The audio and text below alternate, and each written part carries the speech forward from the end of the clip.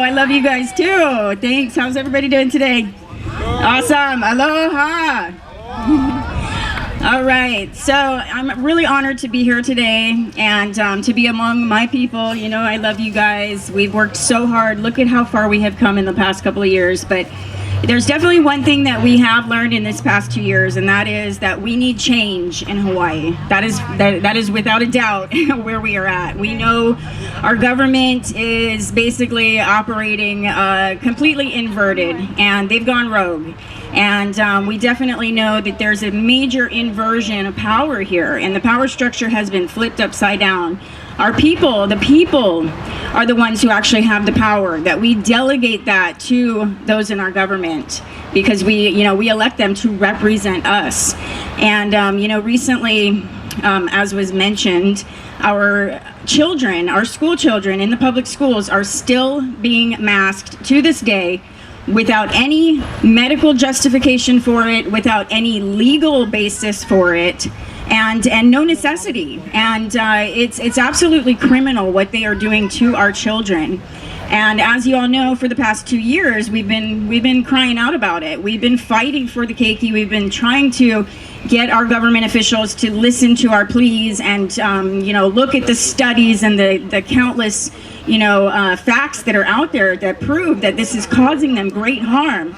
I was just talking to a mother today, and she's in tears because her teenage daughter is really suffering mentally from being forced to wear a mask continuously for over 2 years now. These children are being damaged because of this. So basically what I was getting at though is that we have been trying, and we've got Jessica and everybody that was at the DOE office the other day, storming the building, and these people are hiding from us and they are refusing to come out and talk to us.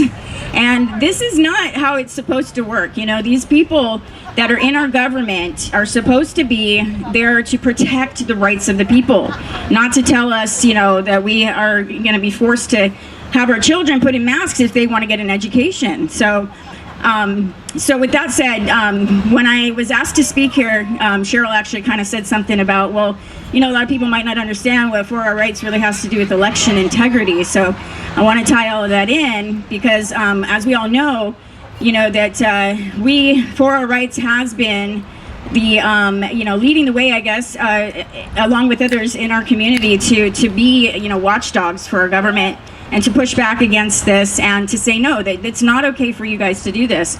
And so it's super important that we get new candidates that are for the people, that are going to really fight for our rights, that are really going to be true servants. We need to get those people into office, but obviously we can't get them into office if we don't have election integrity. And so it is very, very important that we figure out how to make sure our voting process is going to be on the up and up. And I think it's really important, somebody else said it earlier too, we need people to volunteer to be a part of this fight, to get involved, to volunteer their time to oversee the counting of the ballots.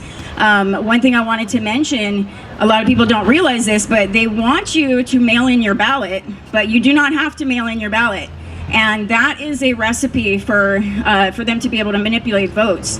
So what we really need to do is we need to boycott that. We need to say, no, we're not going to mail in our ballots. We're going to go to the voting booths and vote in person. So remember that on voting day. And you can actually go up to 10 days early prior to the day of the election if you want to. And they are open and they will take your vote in person. So just wanted to mention that. And so yeah, as far as For Our Rights and what we're doing to be a part of this, I actually had quite a few people that had asked me, aren't you going to run for office? I get it a lot, right? And I was really seriously considering it at one point, and part of me was like, gosh, that is kind of what I need to do. But I prayed about it a lot, and and I realized with how deep I am in this fight for our rights in the legal system and what I've been doing, to create this nonprofit organization that, we've helped a lot of people to fight back, to learn about their rights and to exercise their rights. And I really just decided that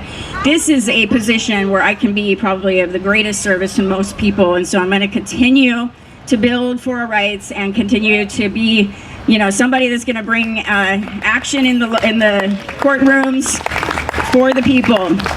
And yeah, so I just want to, with that, I just want to say, that I really appreciate everybody's continued support. And just know that as we move forward and we do get, good candidates in, we all know that in the past too, we've had candidates that we thought were just wonderful and they're so for the people and, and they say all the right things, and then they get in and they get corrupted and they get bribed, and, the deep state machine takes over. So there's always going to be a need for continued oversight from, an organization like ours. We're going to continue to be the watchdogs. We're going to continue to make sure that things stay integral like they should be in our government.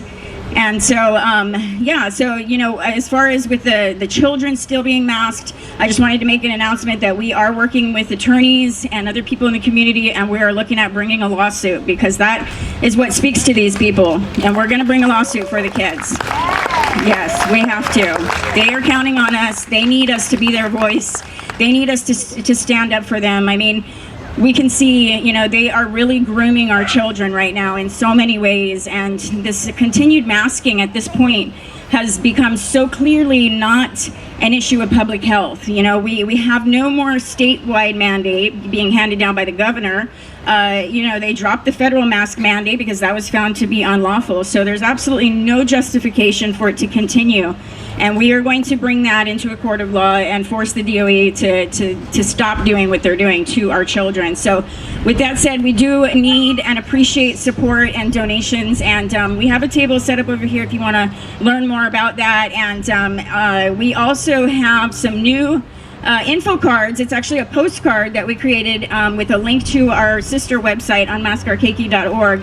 And we're asking everybody to, take those postcards and write your thoughts and mail it to your schools, to your representatives, to the governor, to everybody. Let's get those in the mail, get them out to every person and get people to check out our website. There's a lot of resources there for parents to get exemptions and of course, to help to donate to the cause so that we can bring the lawsuit. But so yeah, I guess that's about it for me, but I'm just really glad to have this opportunity to be here and to just, say again that, that we need to just find a way to get involved, find something that you can do. I wish this was a bigger crowd. There should be thousands of people here, but that's okay. We are the ones that are going to change this.